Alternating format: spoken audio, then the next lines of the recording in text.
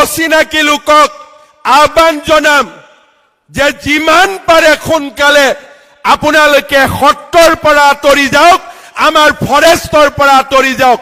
চৰকাৰে কাকো ৰেহাই নিদিয়ে, এই কথা আপোনালোকে মনত ৰাখিব। এতিয়া জাতি জাগিছে, জাতি জাগিব, আৰু এই জাতিয়ে শংকৰ মাধৱৰ প্ৰেৰণাৰে এই জাতিক মহাশক্তিলৈ ৰূপান্তৰ কৰিব।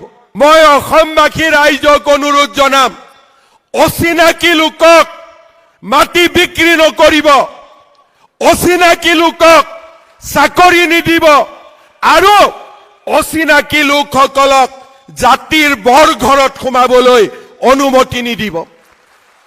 যেতিয়া আমি জাতীয় সংকল্প লম, অচিনাকি মানুহক মাটি বিক্ৰী নকৰো, অচিনাকি লোকক চাকৰি নিদিও, আৰু অচিনাকি লোকক জাতিৰ বৰঘৰত সোমাবলৈ নিদিও, আপোনালোকে নিজেই দেখা পাব যে এটা দশকৰ ভিতৰতে আমাৰ জাতি মহাশক্তিলৈ ৰূপান্তৰ হ'ব।